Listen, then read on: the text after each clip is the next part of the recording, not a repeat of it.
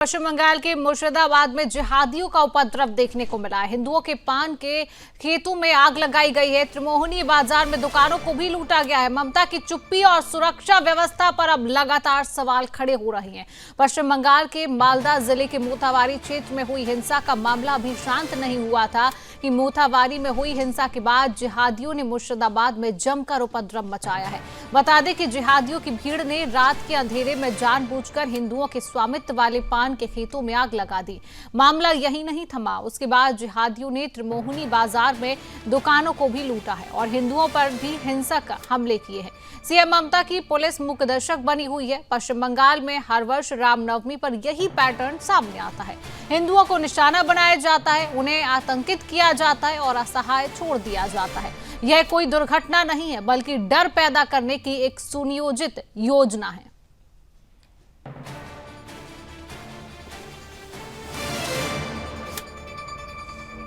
तो इसी खबर पर अधिक अपडेट लेंगे। हमारे साथ न्यूज रूम से संगीता झा लाइव जुड़ चुकी हैं। संगीता, आखिरकार पश्चिम बंगाल में कब तक हिंदुओं पर अत्याचार होते रहेंगे, जो खबर मुर्शिदाबाद से सामने आई है? हाँ शिवांगी, मैं आपको बता दूं कि पिछले दिनों ही रात में फिर से ये घटना सामने आई। लगातार देखिए, मालदा की घटना सामने आने के बाद से हम जगह जगह पर देख रहे हैं कि हिंदुओं के ऊपर अत्याचार हो रहे हैं। आप देखिए, मुर्शिदाबाद में हमने देखा कि किस तरह से मुर्शिदाबाद में जो मंदिरों में मस्जिद में जो शिवलिंग पाया गया, जिसके बाद वहां पर हिंदुओं पर अत्याचार की खबरें सामने आई। उसके बाद मुर्शिदाबाद में ही फिर एक बार जो है उनके खेतों में आग लगाई जाती है। और वही देखिए, सिर्फ मुर्शिदाबाद तक ही नहीं रही, ये मेदिनीपुर तक भी ये चली गई। मेदिनीपुर में भी कल ये घटना सामने आई कि वहां पर जो बैठकर कुछ लोग पूजा कर रहे थे, पूजा कर रहे लोगों पर जो हमला किया जाता है, जिसमें कई लोग घायल हो जाते हैं। तो देखिए, पश्चिम बंगाल में लगातार जो हिंदुओं पर अत्याचार हो रहे हैं। मुस्लिमों के द्वारा लगातार जो है, मुस्लिम समुदाय के द्वारा लगातार हिंदुओं पर अत्याचार किए जा रहे हैं, उनके घरों को तोड़े जा रहे हैं, हमले हो रहे हैं। और ये देखिए, ये हमले जो है ये रामनवमी के ठीक पहले ये हमले शुरू हुए हैं। क्योंकि आप देखिए कि इसके पहले भी मैं बता दूं अपने दर्शकों को कि इसके पहले जब भी रामनवमी का अवसर आया है या फिर रामनवमी के दिन जब भी शोभा यात्रा निकाली जाती है, तो उस शोभा यात्रा में भी इस तरह के हमले देखे जाते हैं। तो जो ये हमले जो है हिंदुओं पर, ये ठीक हिंदुओं के त्योहार के पहले शुरू हो जाते हैं। बिल्कुल संगीता, और यहाँ एक सवाल उठता है कि जब भी हिंदू पर्व आता है, हिंदुओं के त्योहार आते हैं, उससे पहले पश्चिम बंगाल में जिहादियों के द्वारा जो उपद्रव किया जाता है, आखिरकार इन जिहादियों को सह कौन दे रहा है? क्योंकि ममता सरकार की तरफ से कोई एक्शन कभी नहीं देखा जाता है बंगाल में। देखिए, यही सबसे बड़ा सवाल खड़ा उठ रहा है कि आखिर इनको इतना शय कहाँ से मिल रहा है, इतनी आत्मविश्वास कहाँ से मिल रही है। क्योंकि जब पहले दिन जो हमने मालदा की तस्वीरें दिखाई थी दर्शकों को, उनमें साफ ये कहते हुए नजर आ रहे थे, जो उन्मादी भीड़ थी, उन्होंने साफ कहते हुए नजर आ रहे थे कि कोई हमारा कुछ नहीं बिगाड़ सकता, पुलिस हमारा कुछ नहीं कर सकती, और साथ ही किसी को भी नहीं छोड़ेंगे, एक हिंदू को भी नहीं रहने देंगे इलाके में। तो इतनी बड़ी बात कहने की जो इनकी जो आत्मविश्वास, इनका जो इस तरह के जो शय हैं, ये आखिर कौन दे रहा है, ये सबसे बड़ा सवाल है। बिल्कुल संगीता, यहाँ पर सवाल उठता है कि जो उपद्रव जिहादियों की तरफ से किया जा रहा है, उसके बाद ये बयान सामने आता है कि पुलिस हमारा कुछ नहीं कर सकती। तो कहीं ना कहीं जो ममता सरकार, जो बंगाल सरकार है और पुलिस प्रशासन वहां की मिली भगत है कि कोई एक्शन अभी तक नहीं लिया जाता, ना ही कोई बयान सामने आता है। संगीता, देखिए, इस तरह की घटनाएं जो लगातार होती है, जिस वजह से जो है राज्य के पुलिस प्रशासन पर भी सवाल खड़े उठ रहे हैं।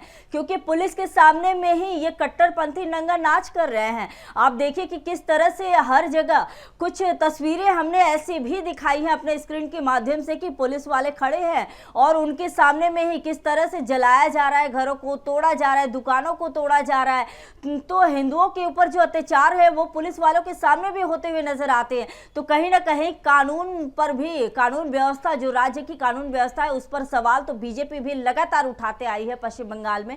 क्योंकि देखिए, अगर हम पिछले 2021 या फिर उसके पहले की भी घटना की अगर हम बात कर ले, 2021 में हो गई, उसके बाद 2020 में भी हमने देखा था, 2022 में भी देखा था, पिछले साल भी हमने देखा था रामनवमी के दिन जब शोभा यात्रा निकाली गई थी हावड़ा में, तो उस दौरान 700 की संख्या में पुलिस जवान तैनात थे, जिसके बाद शोभा शोभा यात्रा निकाली गई। यानी कि आप ये समझिए कि भारत जैसे देश में हिंदुओं को अपने त्योहार मनाने के लिए पुलिस की सुरक्षा में मनानी पड़ रही है, तो ये बहुत बड़ा सवाल खड़ा उठता है। और साथ ही लेकिन जहां पुलिस प्रशासन की तरफ से कोई कार्रवाई अभी की गई है? देखिए, पुलिस के द्वारा यह कहा जा रहा है कि कार्रवाई की जा रही है और जो भी दोषी हैं उन्हें गिरफ्तार किया जा रहा है। लेकिन जो पश्चिम बंगाल की जो जनता है वो डरी हुई है। पश्चिम बंगाल में जो विपक्षी नेता हैं उनका कहना है कि ये कार्रवाई जो है ये बस दिखाने के लिए है। जो मुख्य जो आरोपी है उन्हें बचाना चाह रही है सरकार, प्रशासन उन्हें छिपाना चाह रही है, प्रशासन उन्हें बचाना चाह रही है, उन्हें शय दे रही है। कहीं ना कहीं बांग्लादेश वाली जो स्थिति है वो पश्चिम बंगाल में भी बनती जा रही है धीरे धीरे।